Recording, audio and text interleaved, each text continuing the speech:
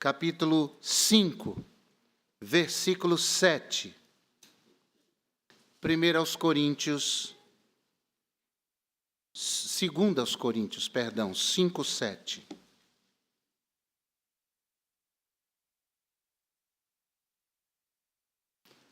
Para refletirmos sobre gigantes na fé. 2 aos Coríntios 5, verso 7. Porque andamos por fé e não por vícios. Oremos. Ó Deus, obrigado, porque nos trouxeste até aqui. E teu Espírito tem nos conduzido durante todo este culto, a este momento. Os corações estão prontos para receber o que o Senhor tem para nós. E que nos abençoes, é a nossa oração, em nome de Jesus. Amém. Podem sentar-se. Nos diz a palavra de Deus, uma das definições de fé. A fé é o firme fundamento. É uma base, é algo sólido. Para quê? Para que nós edifiquemos a nossa vida. Tudo o que pensamos, tudo o que fazemos, aquilo que sonhamos, aquilo que somos, tudo tem que ser edificado sobre a nossa fé. Mas não é a fé em si mesma, não é a fé na fé, não é uma fé em algum mecanismo humano, não é uma fé em algum tipo de regra, em algum tipo de código humano, mas é a fé única e exclusivamente firmada em Deus. Essa é a fé que faz diferença. Há muita gente nas igrejas, irmãos, colocando a sua fé em homens, a sua fé no pastor, a sua fé na irmã que ora e é mulher de oração. Ele sempre está canalizando a sua fé e firmando a sua fé sobre pessoas. E esse tipo de fé irá falhar. Esse tipo de fé irá, de alguma forma, murchar. Essa pessoa vai se decepcionar cedo ou tarde. Mas a nossa fé deve estar firmada, deve ser firme e firme em Deus. Se não vejamos, sem a fé em Deus é impossível viver. A palavra de Deus diz em Abacuque, capítulo 2, versículo 4, que o justo viverá da fé, ou pela sua fé. Também a palavra de Deus diz que sem fé é impossível vencer. Não só é impossível viver, mas também vencer nesta vida. A palavra de Deus diz em 1 de João, capítulo 5, verso 4, que esta é a vitória que vence o mundo, a nossa fé. E a nossa fé firmada em Deus. Também sem fé é impossível qualquer resposta de Deus às orações. Em Mateus capítulo 17, versículo 20, Jesus diz, por causa da vossa incredulidade, porque em verdade vos digo, se tiverdes fé como um grão de mostarda, direis a este monte, passa daqui para acolá, e há de passar, e nada vos será impossível.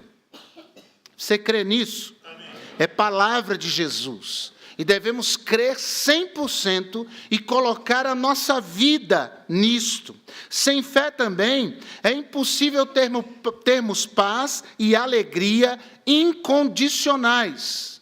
A palavra de Deus diz em Abacuque, capítulo 3, versículos 17 e 18, num momento muito difícil, crítico da história do povo de Deus, o profeta Abacuque bradou, porque ainda que a figueira não floresça, nem haja fruto na vide, ainda que decepcione o produto da oliveira, e os campos não produzam mantimento, ainda que as ovelhas da malhada sejam arrebatadas, e nos currais não haja gado, todavia, no entanto, porém, eu me alegrarei no Senhor e exultarei no Deus da minha salvação. E isto é fé, e fé firmada no Senhor.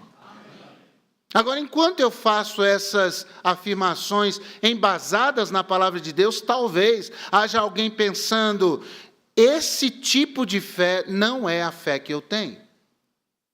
Não é a minha fé não é suficiente. A minha fé não alcança esse patamar de confiança em Deus. Mas é muito importante que a nossa fé seja sempre submetida à avaliação. Nós temos sempre, com os olhos das Escrituras e debaixo da condução do Espírito Santo, avaliar o tipo de fé que temos, em quem ou em que a nossa fé está firmada, e também a contundência da nossa fé. Porque se nós não fizermos esse tipo de autocrítica quanto à nossa fé, será que eu estou vivendo mesmo pela fé? A minha confiança, ela está realmente em Deus, ou é só verbal? Ou é só retórica? Se nós não fizermos esse tipo de autocrítica, tenha certeza que a vida vai provar a sua e a minha fé. A nossa fé será sempre provada pelas chamas da tribulação. Nossa fé sempre será provada pelo fogo das dificuldades. Nossa fé sempre será testada. E é muito triste quando nós percebemos que alguém tem sido reprovado quanto à sua fé, porque essa fé não é capaz de resistir às intempéries da vida. Por isso, é muito importante que a nossa fé seja robusta e que nós, apesar de provados, sejamos aprovados quanto à nossa fé, e a nossa fé apenas e tão somente em Deus, o nosso Senhor. A pergunta que se estabelece aqui, diante da nossa fé, é: quem somos nós? Quanto à fé, nós somos gigantes ou somos anões? Quanto à fé, nossa fé é grande ou a nossa fé é diminuta? É pequena? É ineficaz? É incapaz? Qual é o nível? Qual é a profundidade? Qual é a firmeza? Qual é a contundência da sua fé? Sua fé está firmada em Deus, verdadeiramente está firmada em Deus? Ou você é apenas um religioso? São questões que nós temos de pensar. E óbvio que todo crente honesto com Deus tem como alvo e trabalha para isso, para ser um gigante na fé.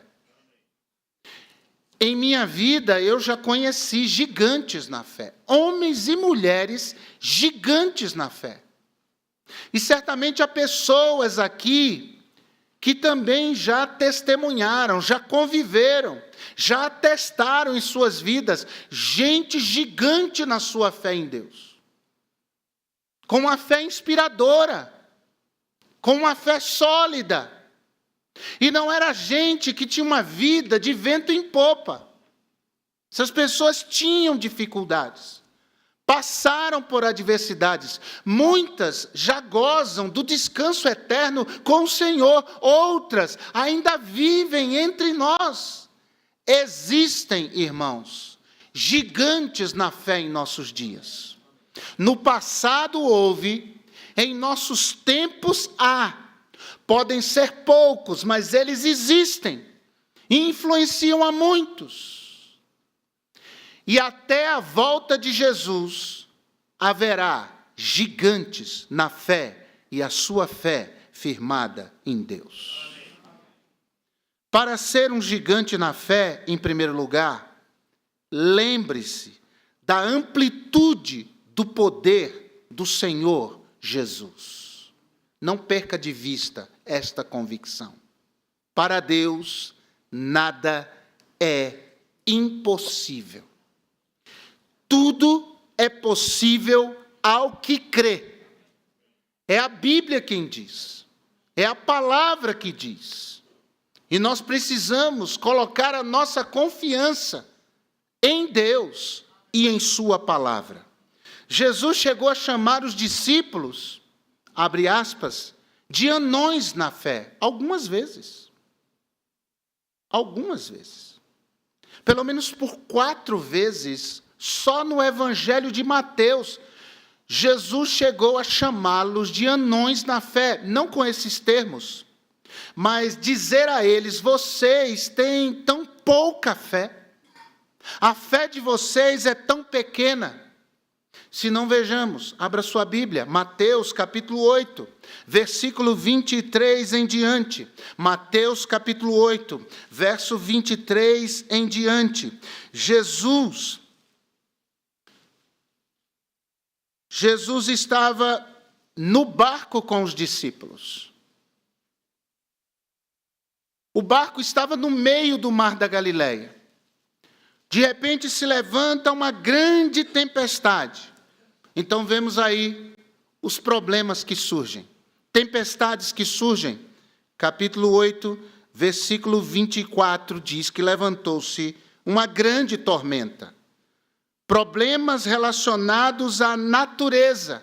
A natureza naquele momento ditando o ritmo das remadas. A natureza naquele momento ditando as regras da caminhada, as regras do jogo. A tempestade naquele momento limitando a capacidade dos discípulos se desvencilhar e atravessar para o outro lado do mar. Agora também havia um problema não só natural, mas levantou-se com a tempestade um problema espiritual, porque os discípulos, frente à tempestade, entraram em pânico. E mais, o problema espiritual não é necessariamente esse, porque como eles, somos nós. Quando uma tempestade se levanta, quando uma tragédia acontece, nós também ficamos apavorados. Nós também sentimos o impacto das ondas fortes, caudalosas, tempestuosas, açoitando o barco da nossa vida.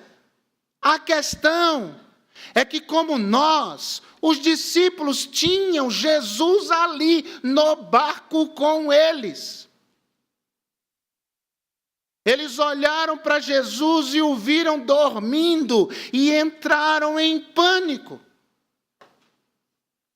Eles foram acordar Jesus, pedindo a Jesus que os salvasse, porque eles tinham certeza que morreriam. Eles podiam ter acordado de Jesus para dizer assim: Senhor, ensina para nós como manter a calma, uma calma tão grande, a ponto de dormir no meio de uma tempestade.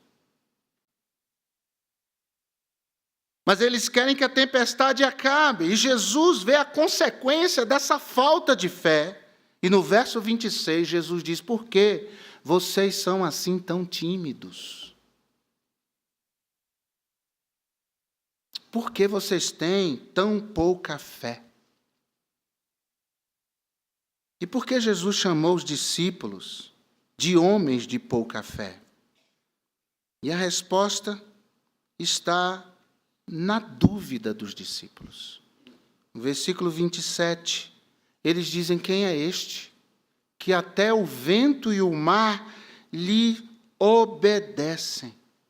Eles não sabiam que o vento e o mar obedecem à ordem de Jesus. Eles não podiam imaginar, irmãos, que tudo está sob o controle de Jesus.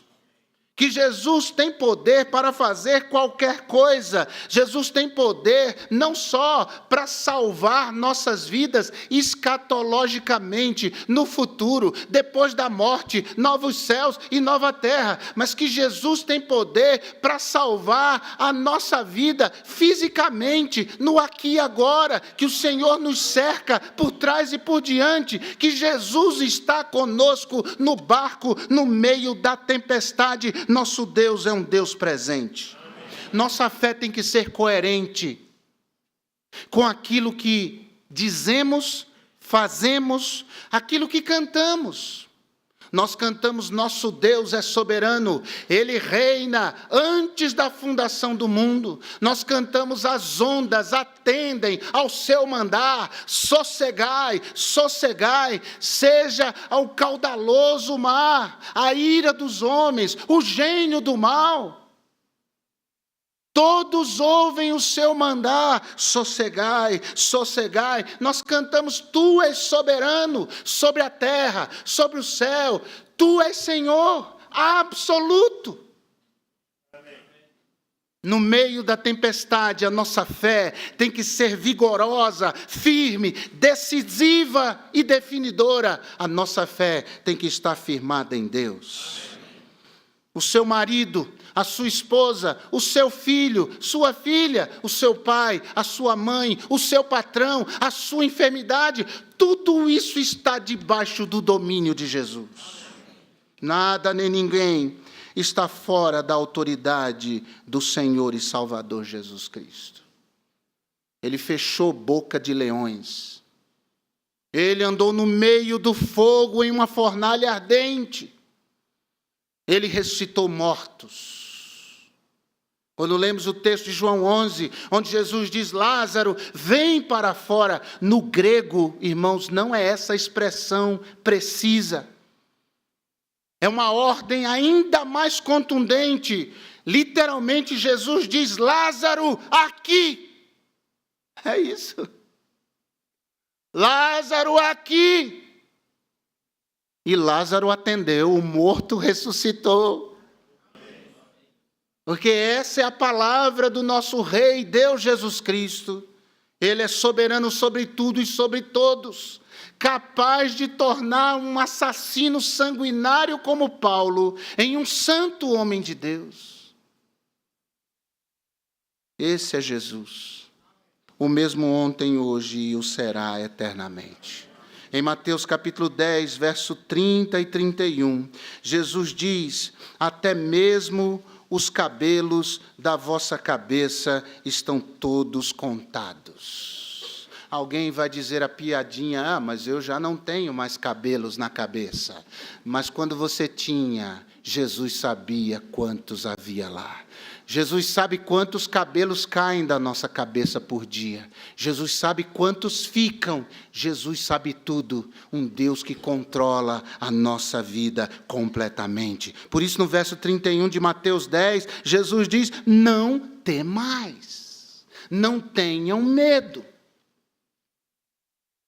Para ser um gigante na fé, nós precisamos lembrar da amplitude do poder de Jesus. Jesus pode tudo, Jesus sabe tudo.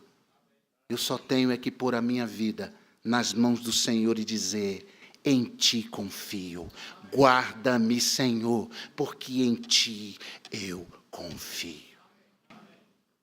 Segundo lugar, para ser um gigante na fé, lembre-se não só da amplitude do poder de Jesus, mas lembre-se também do protagonismo do Senhor Jesus. Cristo é protagonista, só Ele brilha.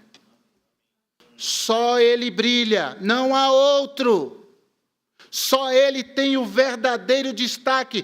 Todos passam, mas Jesus e a sua palavra nunca passarão. A segunda vez que Jesus fez referência aos discípulos como anões na fé, como gente de fé pequena, como gente de pouca fé, e precisamente falando a Pedro. Pedro sou eu e sou você, e é você. Pedro somos nós. Mateus capítulo 14, versículos 22 e 23, acompanhem comigo. Mateus 14, 22 e 23. Ainda no Mar da Galileia, mais um episódio no Mar da Galileia. Jesus veio a eles andando sobre as águas. Um milagre novinho em folha. Um milagre inédito. Jesus vai aos discípulos que estão dentro de um barco, no meio do mar. Jesus chega até eles, verso 24. O barco estava já no meio do mar, açoitado pelas ondas, porque o vento era contrário. E o que acontece? Pedro diz: Senhor, se és tu, manda-me ir ter contigo andando por sobre as águas. E Pedro sai porque Jesus diz: vem. Pedro começa a andar por sobre as águas. E num dado momento da jornada, da caminhada, Pedro presta atenção no vento forte, nas ondas agitadas, e Pedro começa a afundar. E Jesus faz a constatação, verso 31. Logo Jesus, estendendo a mão, segurou-o e disse-lhe: homem de pouca fé, por que duvidaste?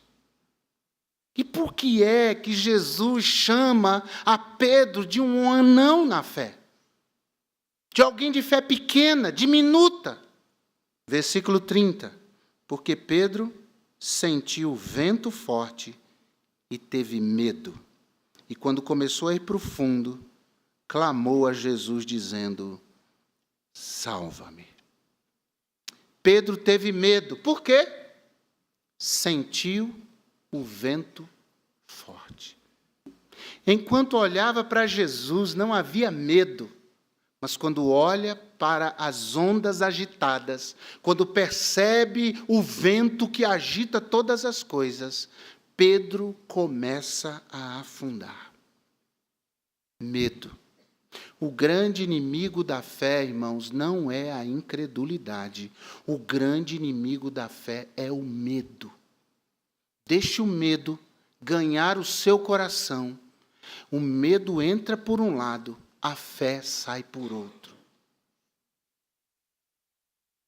O nosso coração não pode provar de sentimentos dúbios. É óbvio que, num primeiro momento, o medo bate à porta do nosso coração, mas nós logo corrigimos o olhar e dizemos: o meu olhar está em Jesus. Preciso olhar para Jesus. É imperativo que eu olhe para Jesus. É uma questão de sobrevivência, olhar para Jesus. Ou eu olho para Jesus, ou olho para Jesus. Porque se eu tirar os olhos de Jesus, eu vou afundar. Eu vou sucumbir. O motivo de termos uma fé rala, tacanha, pequena, fraca, sem brilho, sem firmeza, é dar o protagonismo da nossa história às dificuldades e não a Jesus. Nossa fé tem que ser mais robusta no meio da dor, e eu sinto dor. No meio da aflição, e eu sou afligido. No meio da tempestade, e elas me visitam também. Você não está sozinho nessa categoria. Eu estou junto com você nisso. Somos todos membros da grande família humana. Somos todos poeira vinda do mesmo chão. Mas, irmãos, nós temos que manter os nossos olhos em Jesus. Quando Jesus contou a parábola dos 2 homens que construíram suas casas, aquela parábola dos fundamentos, um sobre a rocha, outro sobre a areia, vieram os ventos do mesmo jeito, vieram as tempestades da mesma forma. O nosso problema é tirar os olhos de Jesus. Olhe para Cristo, olhe para Jesus. Mantenha os seus olhos fixos em Jesus. O protagonismo da nossa vida tem que estar sobre Cristo. Uma menininha via pela janela de um quarto da sua casa o seu irmão mais velho enterrando o seu cachorrinho que havia morrido. Ela chorava muito, soluçava, vendo seu amiguinho ser enterrado.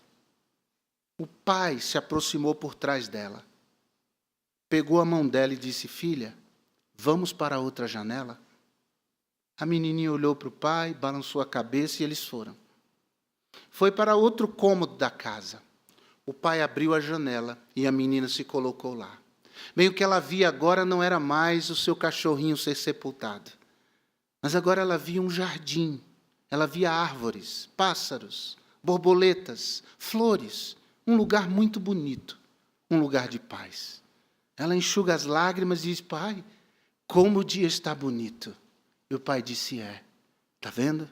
Valeu a pena mudar de janela. Para onde é que você está olhando? Pois nosso Pai Celestial hoje à noite me mandou aqui para te dizer: mude de janela. Tire os olhos dessa situação. Tire os olhos desse problema.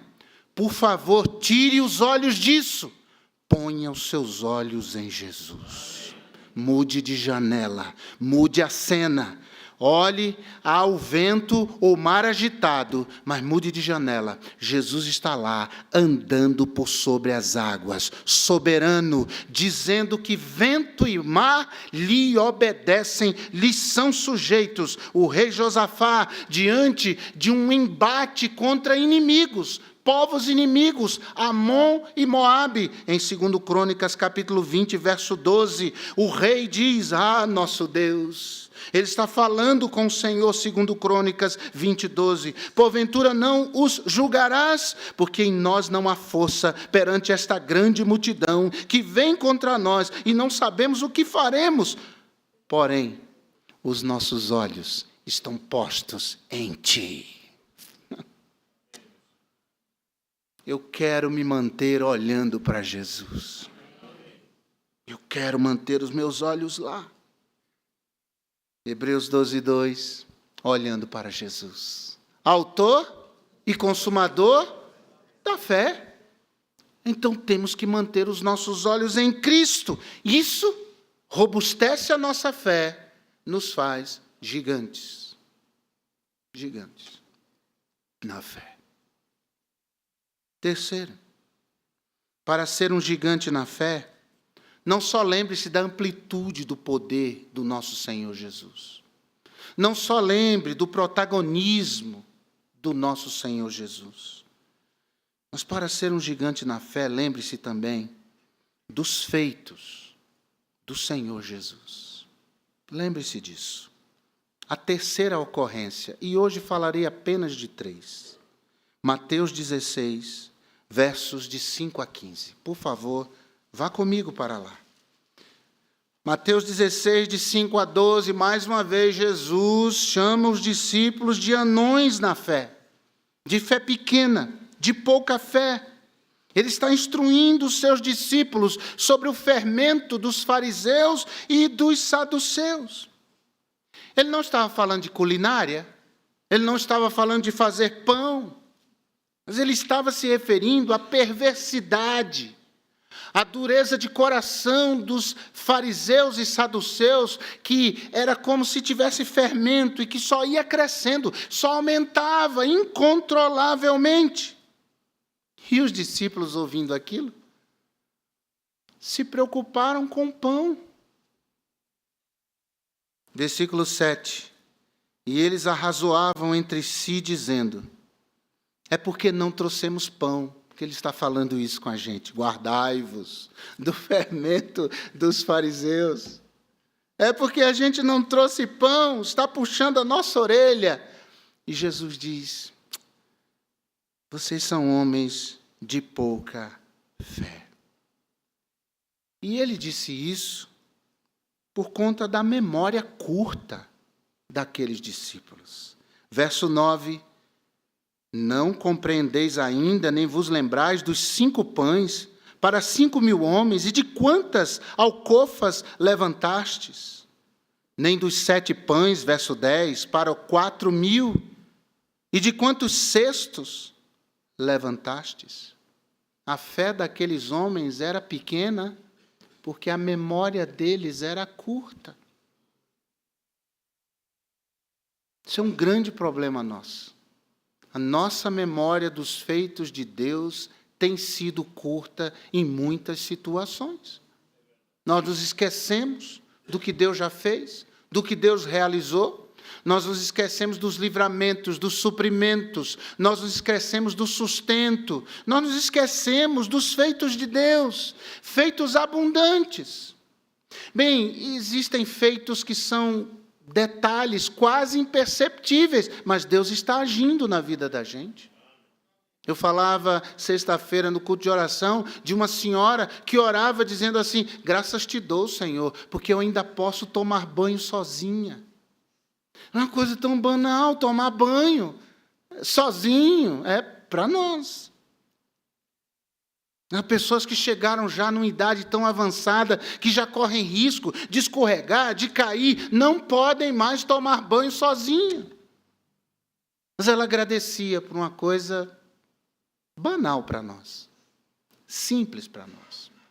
Se você não conseguir lembrar desses detalhes, dessas pequenas, grandes coisas que Deus tem feito na sua vida, como aquele pão francês, aquela manteiguinha, aquele cafezinho com leite, aquela feijoada, aquele cuscuz com carne de charque, se você não lembrar dessas coisas, porque são corriqueiras, e a gente acaba ligando o piloto automático e automaticamente alimentamos e saímos. Então lembre das grandes coisas, porque Deus é Deus de pequenas, grandes coisas, mas Deus também é Deus de grandes, grandes coisas.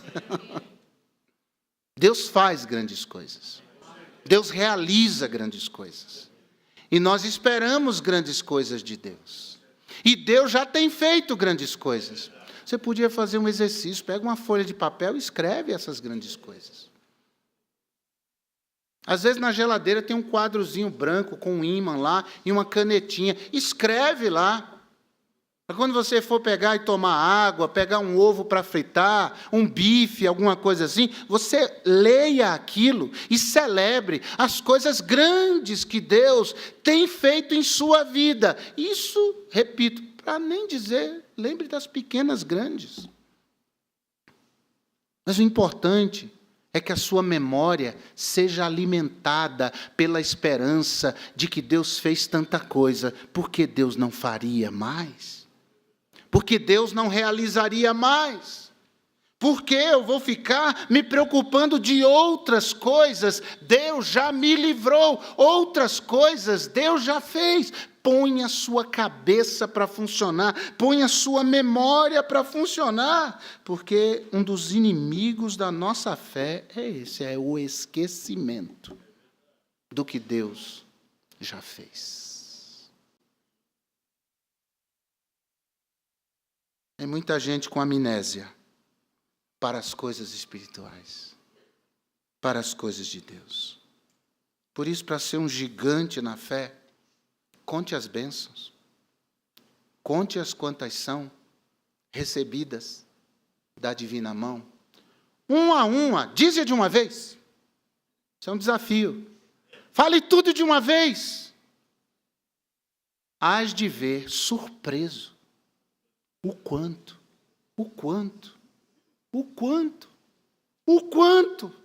bota mais quanto nisso, o quanto Deus já fez. Tanta coisa Deus já fez. Aí depois que você fizer esse exercício, lance o seu cuidado sobre o Senhor. Depois que você fizer esse exercício, lance a sua aflição diante de Deus, a sua ansiedade, a sua preocupação. Lance isso diante do Senhor. Diga, meu Deus, eu vim ao Senhor hoje aqui, porque o Senhor já fez tanta coisa por mim. E o Senhor é misericordioso, o Senhor é bom. Por isso eu estou vindo aqui de novo, para dizer, por favor, Senhor, faça um milagre na minha vida. Faça algo mais na minha vida. Eu quero ficar ainda mais surpreso com aquilo que o Senhor tem feito. E Deus faz.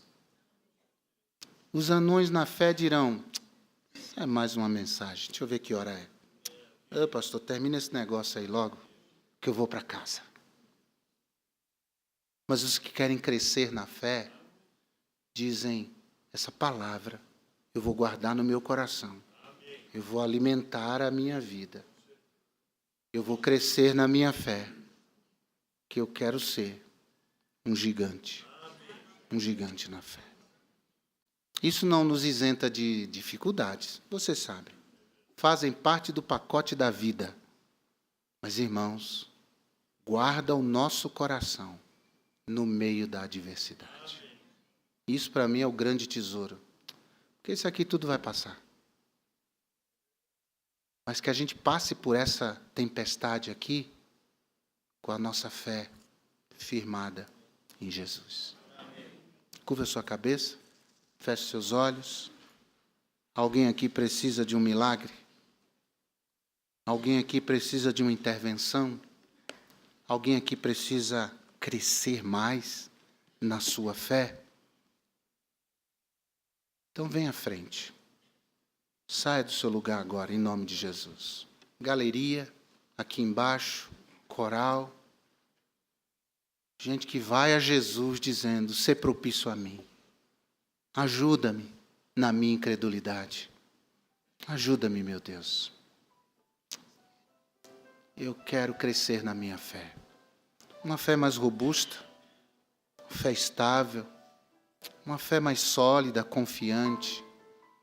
Ajuda a minha fé, Senhor. Vem à frente. Vem à frente. Todo gigante na fé um dia foi pequeno. Do que é que você precisa? Eu não posso fazer. Eu preguei hoje aqui na confiança de que Jesus pode fazer. Não tenho nenhum medo de pregar o que preguei.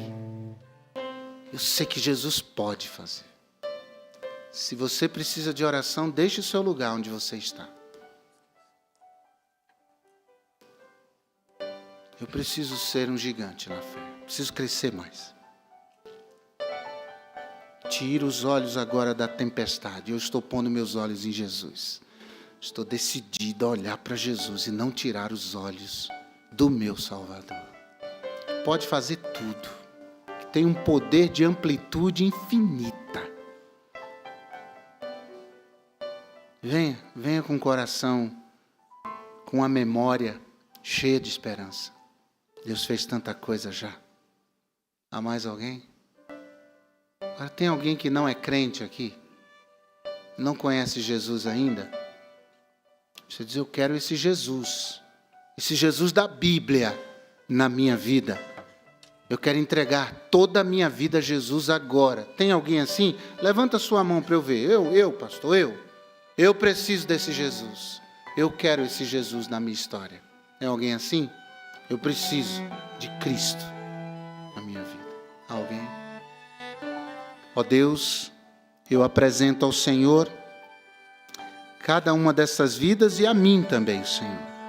Preciso crescer mais. Preciso crescer. Ó Deus, abençoa meus irmãos, Senhor. Eles vêm aqui reconhecendo que devem plantar em oração, regar em oração, mas é o Senhor que dá o crescimento.